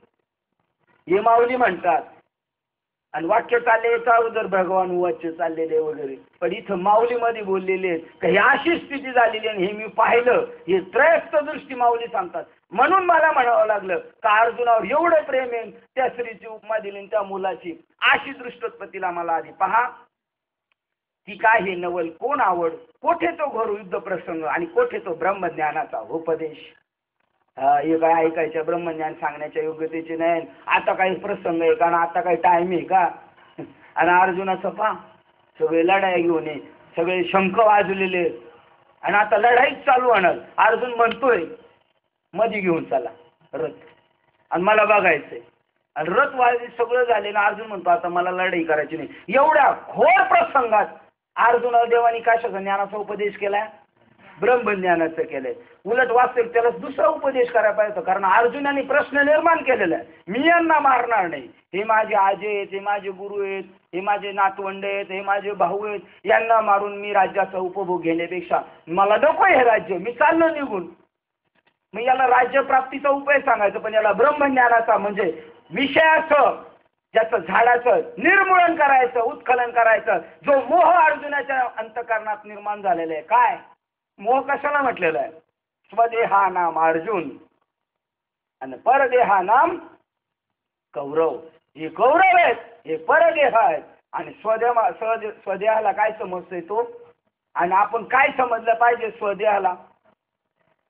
स्वदेह म्हणजे अर्जुन नाही, देह माझा आहे, पण मी अर्जुन, मी संपत हांडे आहे. हे संपत हांडेचं शरीर आहे, पण या शरीरापासून संपत हांडे काय आहे? वेगळा आहे. हा बोध झाला पाहिजे आपल्याला. हे केवळ ब्रह्मज्ञानाने कळणार आहे. मी शरीर नाही, मी मन नाही, मी बुद्ध नाही, मी बुद्धी नाही, मी चित्त नाही, मी अहंकार नाही, मला मोह निर्माण झाला, मी काम मी नाही, क्रोध माझा नाही, काम क्रोध लोभ आकाशाचे गुणधर्म आहे, चंचलत्व वायूचा देश आहे, हे माझं नाहीये, जडत्व मातीचा दोष आहे, माझा नाही, मी मला काही चिटकून घ्यायचं नाही. आकाशाला जसं काही चिटकत नाही तसं मला मी काही चिटकून नाही घेतलं तरच मी सुटू शकतो. अशी ताकद काही चिटकून नाही घेण्याची ब्रह्मज्ञानात आहे. ब्रह्मज्ञान म्हणजे अग्नी स्वरूप आहे. तुकाराम महाराज म्हणतात, तुका म्हणे आम्ही झालो अग्निरूप, आता आम्हाला काही स्पर्श करू शकत नाही. असा ब्रह्मज्ञानाचा उपदेश अशा ठिकाणी भगवंताच्या प्रेमाची मूर्तीच काय घोर प्रसंग युद्धाचा, तेथे त्याला ब्रह्मज्ञानाचा उपदेश केला. मग आपल्याला सांगितलं प्रत्येक सप्त्यामध्ये ते ज्ञान पैगावरी म्हणजे ब्रह्मज्ञानाचा उपदेश गुरुकुल घ्या. ह्या ज्ञानाबद्दल ते बोलतात, ब्रह्मज्ञानाबद्दल. आणि ते ज्ञान पैच्या तिथं पाय जाऊन साखरे महाराज काय म्हणतात, जीव ब्रह्म ऐक्य ज्ञानाचा गुरु त्याला उपदेश करतात त्या ओळींच्या खाली निरूपणे. अशा ठिकाणी भगवंताच्या प्रेमाची मूर्ती जो अर्जुन त्याच्या पुढे देवाचे प्रेमाचे चित्रच नाचत आहे, आवड आहे आणि लाज वाटते असे असेल तर ती आवड कसली? देव नाचतोय अर्जुनाच्या पाठीमाग, बाबा नाचले पाहिजे आपल्या मागे, मग समजायची आपली भक्ती सफल आहे. आपणच बाबांच्या सारखं कुत्र्या वाणी लोंढा म्हणणं ही गोष्ट बरोबर नाही. ही तिथपर्यंत गरजेची आहे जोपर्यंत बाबाला आपल्याबद्दल प्रेमा. तुका म्हणे वत्स वासरू गाईच्या चित्तात आहे, आपण बाबाच्या चित्तात राहिलं पाहिजे. बाबाला वाटलं पाहिजे आपल्याला भेटेल. आपण अनेक वेळा गेलो असेल, पण नाही आपल्याबद्दल त्यांच्या मनात तसं आवड आहे आणि लाज वाटते असे असेल तर ती आवड कसली? व्यसन आहे आणि शीण वाटत असेल तर ते व्यसन कसले? वेळ लागले आहे आणि ते भुरळ आणि भ्रम पाडित नसेल तर ते वेळ कसले? देवाला भुरळ पडली. देव म्हणले एकदा अर्जुना, बाबा रे माझं ऐक. ज्ञानेश्वर महाराज लगेच म्हणतात, बाबा रे, देव सगळ्यांचे बाप ज्यांच्यापासून जग निर्माण झालं आणि ते अर्जुनाला बाबा रे म्हणतात. ती अति परिचय झाला आणि देव त्या प्रेमामुळे भ्रमित होऊन अर्जुनाला म्हणतात, बाबा रे माझं ऐक. म्हणून भ्रम आणि ते वेळ लागले आहे आणि ते भुरळ भ्रम पाडित नसेल तर ते वेळ कसले? प्रश्नचिन्ह. म्हणून या गोष्टीचे सार इतकेच की अर्जुन श्रीकृष्णाच्या मैत्रीचे घर, सख्य भक्तीचा आश्रय आणि सुखाने शृंगारलेल्या श्रीकृष्णाच्या मनात पाहण्याचा जणू आरसाच आहे. अर्जुन श्रीकृष्णाचा काय आहे? अर्जुनाला पाहिलं श्रीकृष्णाला आपलं स्वरूप दिसतं. तुम्हाला सांगतो, बाबाने आपल्याला पाहिलं का बाबाला कोण दिसतंय? ते स्वतः दिसतात. आरसा आहोत आपण, आपल्या याच्यावर त्यांना त्यांचं स्वरूप दिसतं. मुलाला पाहिल्यानंतर बापाला आपलं स्वरूप जाणून होतं. त्याप्रमाणे अर्जुन हा श्रीकृष्णाचा आरसा आहे. गुरु शिष्य हा गुरुजीचा आरसा आहे. उलट उपकारक आहे. शिष्य हा कोणाला उपकारक आहे? हा उरफाटा मार्ग आहे. शिष्य हा गुरुला उपकारक आहे.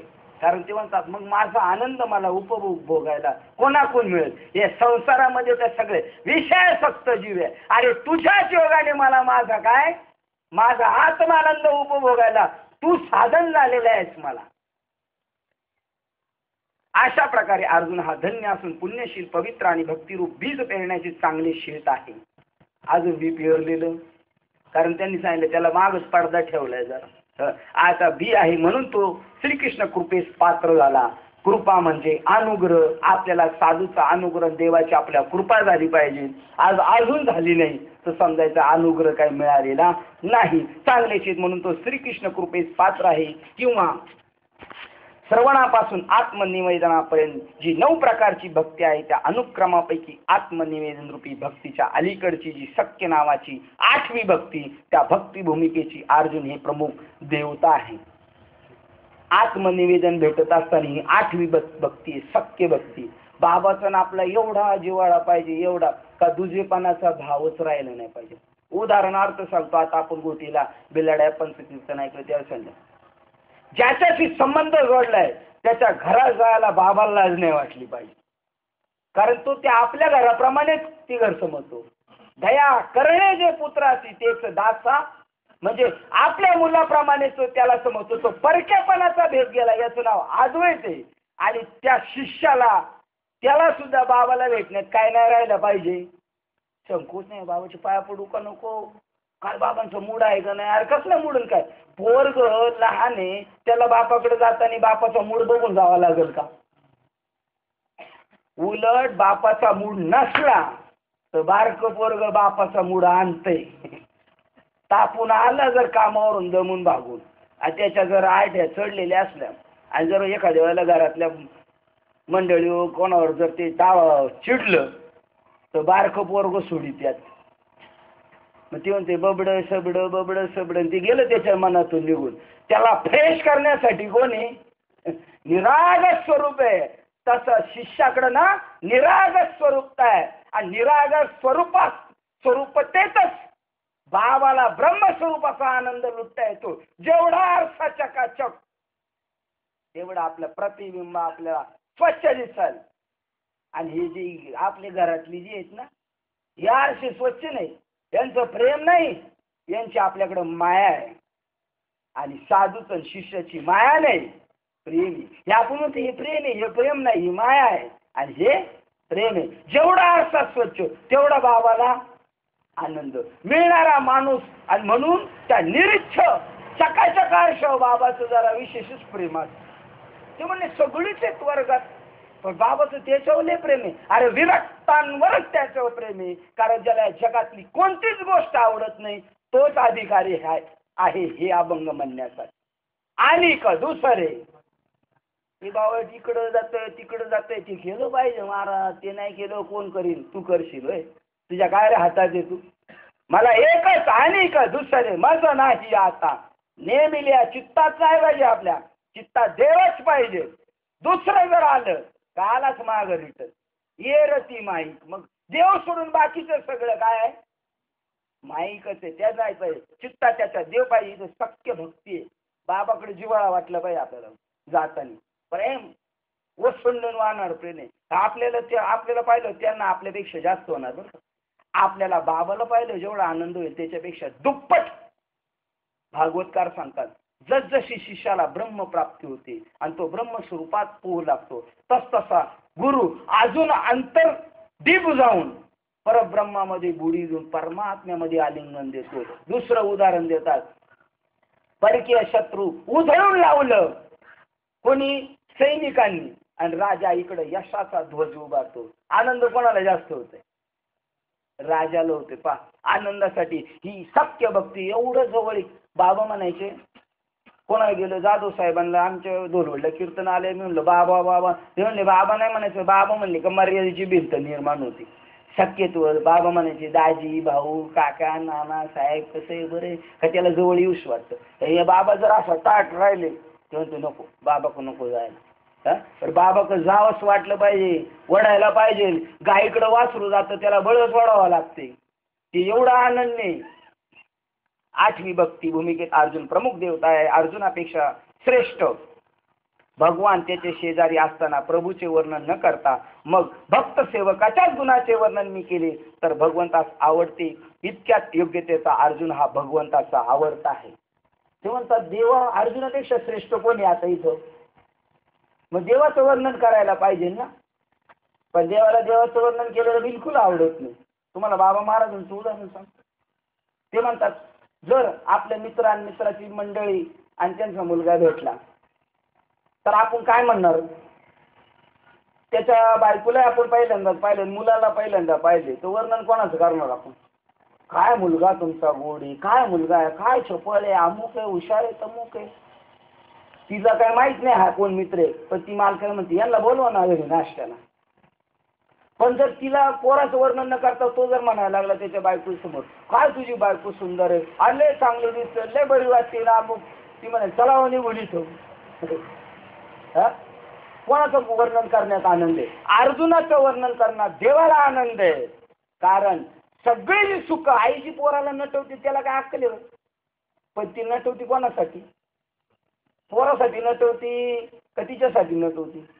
त्याला काही अक्कल नाही. तिला इथे टिकं लावलं ते झटकने असं करते, डोळ्यात काजळ घातलं का झटकने असं करते, तिलाच परत काळजी पडते. म्हणजे ती त्याला नटवते कोणाच्या सुखासाठी? आणि मग बाबा म्हणतो करोला बाळा फिरतो, कोणासाठी म्हणतोय? त्याच्या सुखाचा आनंद लुटायचा त्याला. अर्जुनापेक्षा श्रेष्ठ भगवान असताना अर्जुनाचं जरी वर्णन केलं तरी भगवंताला ते आवडेल. पहा, जी पतिव्रता आपल्या पतीच्या प्रीतीने सेवा करते आणि ती सेवा पतीस मान्य होते, म्हणून त्या पतिव्रतेची पतीपेक्षा अधिक वाखाणणी कराव्यास नको का? त्याप्रमाणे अर्जुनाचेच विशेष वर्णन करावे असे माझ्या मनास आवडले, कारण तो आज त्रिभुवनातील सर्व भाग्याला एकटाच आश्रय पात्र झालेला आहे. देवाने ज्याची काळजी करावी तो किती भाग्यवान समजायचा. तो एकटाच आहे, विरळाच आहे त्याला म्हणतात. आणि अशा विरळ्यामध्ये आपलं परम भाग्य, अशा साधूची भेट झाली आणि आपल्याला कमीत कमी वाट तरी माहिती झालेली. देवाकडे जायची वाट आहे अद्वैत, उपजोनी करंटा नेणे अद्वैत वाट आहे. ही घाटकोपर स्टेशनला वाट जाते, ही मुक्ताबाईला जाते, माग असल त्याला जाते. आणि अद्वैत वाट कुठे जाते? देवाकडे जाते. ज्याला अद्वैत वाटच माहित नाही, ज्याला घाटकोपर स्टेशनला जायची वाट माहित नाही, ते किती वर फिरत बसल? त्याने विचारावं ती वाटाची वाट त्याला माहिती. ती वाट आपल्याला ईश्वर कृपेने साधूच्या कृपेने मिळाली, आपण भाग्यवान समजायचं. ज्याच्या आवडीच्या अधीनतेमुळे निराकार अशा ब्रह्माला देखील अवतार धारण करणे भाग पडते आणि नित्य तृप्त व नित्य पूर्ण अशा देवासही ज्या अर्जुनाच्या सख्याची उत्कंठा उत्पन्न झाली. 12 अध्याय सांगतो, मला देह डोळं नाहीत पण मी डोळे घेऊन आलोय. देव म्हणतो कशासाठी? अशा सुकुमार भक्ताला पाहण्यासाठी. मला देह नाही पण मी देह घेऊन आलोय कशासाठी? त्याला मी पाहण्यासाठी. मला त्याच्या हृदयात माझ्या त्याची टाच ठेवतो, माझ्या डोक्यावर त्याला बसवा घेतो, मला त्याला पाहण्यासाठी मी शरीर प्राप्त केलेले. पायी कवी तेच सांगतात, ज्याच्या आवडीमुळे निराकार अशा ब्रह्माला देखील अवतार धारण करणे भाग पडते आणि नित्य तृप्त आहे देव. नित्य पूर्ण अशा देवासही ज्या अर्जुनाच्या सख्याची उत्कंठा उत्पन्न झाली. देव तृप्त आहे, त्याला कशाच्या भेटीची गरज नाही, तरी देव वेडा झाले भक्तीच्यासाठी, देवासाठी, अर्जुनासाठी. तेव्हा श्रोते म्हणाले, देवाची गती काय विचित्र आहे, दैवाची गती काय विचित्र आहे, आणि त्याचे वर्णन करण्याची तुझी अपूर्व सुंदर शैली तरी काय आहे, की जिची अपूर्व सुंदरता नाथ ब्रह्माला जिंकून आली आहे. अहो देश भाषारूपी अलंकारा आकाशात, अहो देश भाषारूपी आकाशात रस अलंकार रूपी रंगाचे निरनिराळे प्रकार स्पष्ट होत आहेत. म्हणजे ज्याच्या श्रवणापासून श्रोत्यांच्या हृदयात शांत शृंगाराधिक नवरसाचे निरनिराळे ठसे उमटतात, अशी मराठी भाषा बोलता येते. ते नवल नव्हे काय? ज्या वेळेला आपण त्या कोणत्याही वक्त्याचं ऐकत असताना ज्या वेळेला आपलं चित्त एकाग्र होतं ना, त्यावेळेला आपण आत्मसुखाचा अनुभव घेत असतो बरं का. कारण आपण मंत्रमुग्ध झालेलो आहे आणि त्याचं वर्णन हरिपाठ करतो. भ्रमर भुलले काय सुगत हरिपाठी गेले. निवांत झाल्यानंतर, शांत झाल्यानंतर तो जीव कोणता अनुभव घेतोय? आत्मशांतीचा अनुभव घेतो. म्हणून तो फ्रेश होऊन जातो. फ्रेश त्याला आत्मस्वरूप, कारण त्याच्या सगळं डोक्यातलं निघून गेलं, चित्ताचं स्थैर्य झालं, मनाचं चांचल्य गेलं, अंतःकरणाचे संकल्प विकल्प गेले, बुद्धीचे डोक्यात असणारे मल्ले कळत वगैरे सगळं शांत झालं. आणि जेव्हा शांत होतं तेव्हा आत्मसुखाचा अनुभव होतो. पाण्याचा खळखळाट थांबते, तेव्हा त्याचा गढूपणा जातो आणि आतली वस्तू स्वच्छ दिसते. आत्मस्वरूपाचा अनुभव येतो आपल्याला. म्हणून गोडी लागल्यावर आपण उद्या जातो. कशाची गोडी? त्या आत्मानुस्वरूपाची जेव्हा गोडी लागली अर्जुना, अशी ज्याला चटक लागली का तू त्याला फक्त तेवढी चटक लावून द्यायची. मनाचे एक बानिके जे देखिल्या ठाई शोके म्हणजे म्हणून अनुभव कौतुके गावीत जाई. त्याला अनुभव येतो म्हणून ते आनंद वाटतो. झोप का करून अनुभव अनुभव अनुभव आले अंगा अनुभव अनुभव अनुभव आले अंगा. ते या जगा ते या जगा ते या जगा देतासे अनुभव अनुभव अनुभव आले अंगा. इथे सांगितले श्रवणापासून श्रोत्याच्या हृदयात शांत शृंगाराधिक नवरसाचे निरनिराळे ठसे उमटतात. किती आनंद होतो. कालच्या याच्यात सांगितलं होतं आपल्याला की कान याचा विषय शब्द ऐकणे, पण ते मन म्हणते मला ऐकायचं, डोळे म्हणते हे तुझं नाही मला पाहायचं, आणि त्यांच्यामध्ये युद्ध चालू झालं. तो म्हणतो हे काना तुझा ऐकण्याचा विषय, डोळ्याला म्हणतो तू पाहायचा विषय, तो म्हणतो त्यांनी मी उपभोगी. ज्ञानेश्वर महाराज काय प्रतिनंतर ज्याचा या दृष्टीला अनुभव येणार नाही त्या दृष्टी व्यक्त मी तुला त्या सुखाचा अनुभव दाखवील, आणून देईल. एवढी ताकद आहे त्या श्रवण सुखामधून, त्या आत्मस्वरूपामधून. जेव्हा जीव शांत होतो त्या शांतीमध्ये त्या आत्मस्वरूपाचा एखादा अंकुर प्रगटलेला असतो, आणि त्याच अंकुराला जर सारखं खत पाणी भेटलं मग विस्तार बहु प्रगटे आत्मबोधाचा. अशी मराठी भाषा बोलता येते. हे नवल नव्हे काय. श्री ज्ञानेशाचे बोलणे म्हणजे ज्ञानरूपी चंद्राचे कसे अगदी स्वच्छ टपोरे पडलेले चांदणे आहे, आणि त्यातील भावार्थ हाच त्या चांदण्यांचा आल्हाददायक गारवा आहे. म्हणून गीतेच्या श्लोकाचा अर्थ चंद्र विकासनी कमले असून ती सहज विकासित होत आहे.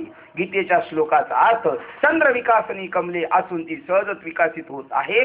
त्या बोलण्याची अशी अपूर्वाई आहे. गीतेला उपमा दिली कशाची? चंद्राची. शीतल शांतता अनुभव आणून देते, आणि त्याचा चाहता कोण आहे? चंद्र विकासनी कमले, तीच त्याचा आस्वाद घेतात. त्यांना तो रसालंकार जो शांतीचा अनुभव आहे, शीतल आला शीतळ शांतीचा, अशाचा ते अनुभव घेतात. गीतेचा श्लोक अर्थ चंद्र विकासनी कमले असून ती सहजच विकासित होतात, आणि मग त्या जीवामध्ये विकास व्हावा लागतो. हळूहळू हळू आत्मशांतीचा विकास होत जातो. त्या बोलण्याची अशी अपूर्वाई आहे की असा या बोलण्यापासून श्रोत्यांच्या अंतर्यामी प्रकाश पडल्यामुळे प्रसन्न होऊन नकळत त्यास डोला आलेला आहे. आपल्याला काही कळत नाही, कशाचा अनुभव आला सांगता येत नाही. ते सांगतात पहा, असा या बोलापासून श्रोत्याच्या अंतर्यामी प्रकाश पडल्यामुळे. कोणता प्रकाश पडला? तेव्हा आम्हाला प्रकाशाचा अनुभव आला का? आपल्या डोक्यात लगेच आलं गबाळ. प्रकाश म्हणजे असा दिव्याचा प्रकाश का काय? का चंद्राचा प्रकाश का सूर्याचा प्रकाश? अरे प्रकाश म्हणजे ज्ञान, आणि अंधार म्हणजे अज्ञान. तिमिर म्हणजे अंधार आणि ज्ञान म्हणजे प्रकाश. त्याला त्या स्वरूपाच्या प्रकाशाचा आत्मानंद येतो. पहा ते सांगतात, अशा बोलण्याच्या अपूर्वाई आहे की असा या बोलण्यापासून श्रोत्याच्या अंतर्यामी प्रकाश पडल्यामुळे आत्मप्रकाश प्रसन्न होऊन त्यास नकळत त्यास डोल आला. कळत तर नाही झाला. त्याला विचारलं का, तो म्हणतो ज्ञानेश्वरीला गेलता हा, काय झालं? मग तो म्हणतो सांगता तर येत नाही काय झालं. नकळत पण प्रकाश आत्मस्वरूपाचा पडलेला आहे. असा श्रोत्यांच्या मनातील भाव श्री निवृत्तीदास ज्ञानदेव यांनी जाणला. आणि मग महाराज म्हणतात इकडे लिहा, लक्ष द्या. असे ते म्हणाले, श्रीकृष्ण रूपी नवल सूर्याच्या उदयाने पांडव कुलास उजाडले आहे. तो कृष्ण कसा आहे म्हणा तर ज्याला देवकीने आपल्या उदरात 9 महिने वागवले, यशोदेने हाती कष्टाने जास्त पालन करून लहानाचे मोठे केले, आणि तो शेवटी उपयोगी पांडवांच्या गेला. साधूचं बी असंच आहे. ते म्हणले कोणाचा अनुग्रह, कोणी सांभाळला? अनुग्रह एकाचा. आणि अनुग्रह घेतल्यानंतर त्याच्या शंकाचं निरसन कोणी केला? देवकीने पाळीला, यशोदेने सांभाळीला, आणि शेवटी तो उपयोगाला गेला. साधू कोणाच्या उपयोगाला आहे? बाबांनी लय कसरत केली त्याच्यासाठी, पण तो उपयोग कोणचा? तुम्ही विचार करा. आता जे गाडीत होता आमच्या एकदम तरुण पोरगा, बाबा महाराजांच्या सान्निध्यात 10 वर्ष एकदम सेम तसेच्या तसाच अभंग म्हणतो. असं वाटते बाबा महाराजच बोलतोय म्हणतात. त्यांनी बाबांकडून अनुग्रह घेतले, झणझणी बाबांकडून चांगल्या प्रकारचा उत्कर्ष आहे त्यात. मी म्हणलं उतरून गेले ते ठाण्याला 27-28 वर्षाचा. मी म्हणले ह्याच माणसाने जर सातत्य ठेवलं आणि तो जर 90 आज जसं मांडेबाबांना आपण भेटून आलो त्या मांडेबाबांच्या वयापर्यंत गेला तर त्यांच्या अवतीभोवती चिल्लर असेल का? ही आपली जोडी असतील सगळी. आपली जोडी नाही, सगळी चिल्लर, सगळे शिष्यमंडळी. ते उपयोग कोणाच्या गेला आणि त्याला अनुग्रह कोणी दिला? त्याचं ज्ञानाचं विज्ञान कोणी केलं? अनुभव कोणी अनुग्रह दिला. पण त्याचं बघा दत्तात्रयांच्याकडून अनुग्रह झाला. देवगिरीच्या किल्ल्यावर गिरनार पर्वतावर दत्तात्रयांकडून अनुग्रह झाला नारायण महाराज जालवणकरांना. आणि दत्ता अंतर्मुख झाले आणि त्यांनी सांगितलं निरंजन स्वामी, निपट निरंजन स्वामी, त्यांच्याकडून तू ही विद्या अजून जाणून घे. अनुग्रह झालेला आहे मच्छिंद्रनाथाला भगवान शंकराकडून. नवनाथच सांगितलं, पण सांगितलं ए तू आता माशाच्या पोटात आहे, तू जरी लय बोलत असला. पार्वतीला अनुग्रह दिलाय आणि विचारले तुला समजलं का काय सांगितलं मी? ती बोलायच्या अगोदर तो माशाच्या पोटातला बोलतोय मला आता उजाडल्यासारखं वाटतं, मला अखंड ब्रह्मस्वरूपाचा अनुभव आला, मला जगामध्ये एकच सत्ता दिसती. म्हणली ही तर काय बोलाने नावच कुठून येतोय? हे नवनाथातले बा कुठून येते म्हणून अंतर्मुख होऊन पाहिलं भगवान शंकराने तर पाहिलं माशाच्या पोटात आहे. ते म्हणले तू जरी तिथे आहे आता जरी तुला कळाले तरी हाच बोध तुला दत्तात्रयांकडून पुन्हा. म्हणजे पहा इथं सांगतात याने अनुग्रह दिला, त्याने सांभाळला आणि तो उपयोगाला गेलाय त्या लोकांच्या. आणि हीच सिस्टीम आहे साधूची. कारण हा बोध संपला नाही, मोडू नाही नाव तरल्याने पार, मागील आधार बहुताची. अजून एक शब्द काकड्यातल्या प्रमाण शब्द हा बहुसार उपकाराच्या राशी म्हणून चालविला. माझे येतील आम्ही जाऊ पण पुढे असे येतील हे तुम्ही चालू ठेवायचं, मागे येतील त्याशी. आणि याला झणझणी बाबांचं म्हणणं काय, जर विंचू उतरवायचा मंत्र आपल्याला येत असेल एखाद्या म्हाताऱ्याला तर त्याने तो देऊन मरावा दुसऱ्याला का घेऊन मरावा? विंचू उतरायचा मंत्र जर एखाद्या म्हाताऱ्याला येत असेल आणि त्याची मरायचे टाइम आले असेल तर दुसऱ्याला तो देऊन मारावा का घेऊन मारावा? घेऊन मारावा. हे सगळे घेऊनच मरत आहेत. हे म्हणले एक अधिकारी नाही. अरे बाबा तुझा उतरला आता तू दुसऱ्याला दे तर दुसरा कोणाचा चढला तर उतरील. आपण तरला नव्हे नवल उद्धरेल कुळ अनिकाचे. पहा आपली वेळ झालेली, आपण थांबूया. तो श्रीकृष्ण कसा म्हणाल तर ज्याला देवकीने आपल्या उदरात 9 महिने वागवलेला. नंबर 1 यशोदेने अति कष्टाने पालन केला पण या दोघांच्या उपयोगाला नाही. शेवटी तो उपयोगाला पांडवांच्या. आणि काय पांडवाच्या उपयोगाला आला एवढं आपण पाहू आणि थांबूया. लोक म्हणतात पांडवाच्या उपयोगाला आला, लक्षात असताना वाचवलं देवाने. लाडूत विष घातलं होतं तेव्हा वाचवलं. नंबर 2. नंबर 3 ज्या वेळेला द्रौपदीला वडून आणलं तिला वस्त्रहीन करण्याचा प्रयत्न केला तेव्हा देवाने वाचवलं. पण अर्जुन बोलतो देवा हे तर लय फलकट वाचवणं हो आणि आम्हाला ते हेच फलकटच माहिती हो. ज्ञानेश्वरीत वाक्य हे ते काय वाचवलं ते फलकटच वाचवलं देवा. या युद्धाच्या घोर प्रसंगी माझ्या चैतन्याला मरण येणार होतं तिथं तुम्ही मला वाचवलं. तुम्ही असं माझं अनेक वेळा संकटातून आम्हाला सोडलेलं आहे. लक्षाग्रहात जाताना सोडलं. माझ्या पत्नीला खेचून आणलं तेव्हा तिचं रक्षण केलं. माझ्या भावाला लाडूत विषाचा प्रयोग केला तेव्हा तुम्ही रक्षण केलं. पण काय ते केलं एका माझ्या देहातच केलं होतं आतापर्यंत. पण आता या गीतेच्या योगाने माझ्या चैतन्याचं रक्षण केलं. नाही तर मी मरणार होतो. आता मला कळालं मी मरणार नाही. हे खरे साधूचे उपकार आहे. लोक म्हणतात काय सांगू आता संतांचे उपकार. बाबाकडे गेलो चांगली नोकरी लागली, पोराचं चांगलं झालं, घरदार चांगलं, हे वाटोळं झालं बाबाकडे जाऊन. कारण तू गुंतला त्या संसारामध्ये. अरे देव जेव्हा कृपा करतो, साधू जेव्हा कृपा करतो, देव आला घरा त्याच्या संसारावर पडे. याच्यापासून देव बाजूला काढतं या संसाराच्या दलदलीतून. गुरु पहिला बाजूला काढतं दे सोडून ते सगळं. हे कवनाचे मायबाप कवनाचे गणगोत हे तोडण्याचा संबंध आहे. बाजूला त्यांच्याशी संबंध तोड. आणि परत ही स्वरूप स्थिती प्राप्त झाल्यानंतर परत त्यांच्यातच पाठवतोय त्यांना. पण दृष्टी बदलली त्याची. तो आई म्हणत होता मायेने, पण आता आईला म्हणतो आई माझी कृष्ण आहे, बाप माझा कृष्ण आहे, चुलता माझा लय कुडितो इकडं वावर, पण आता म्हणतो कृष्ण माझा चुलता. दृष्टीत बदल झाला. पहिला यांच्याशी संबंध जोडायचा आपल्याला आणि मग जोडायचं. आणि ही कृपा फक्त साधूकडून होते. आणि असं देवाने रक्षण केले. शेवटी तो उपयोगा गेला पांडवांच्या, म्हणजे 84 लक्ष योनीच्या फेऱ्यातून सोडवण्याचं काम केलं. एरवी मात्र याचा फक्त देहाचंच रक्षण काय ते होतं, पण आता कशाचं रक्षण केलं? चैतन्याचं रक्षण केलं. इथे आपण थांबूया. ओळ क्रमांक 137 ला थांबूया. झालेली सेवा हृदयस्थ सद्गुरू सच्चिदानंद श्रीपाद बाबा रामदास बाबा अधिष्ठान परमात्मा श्री गणरायाच्या चरणावर आणि तुम्हा सर्वज्ञांच्या चरणावर अर्पण करण्यापूर्वी एक उल्लेख म्हणजे आपले शेळके बाबा गोळीबारवरून उत्तम कीर्तनकार महाराज आहेत. ते आले.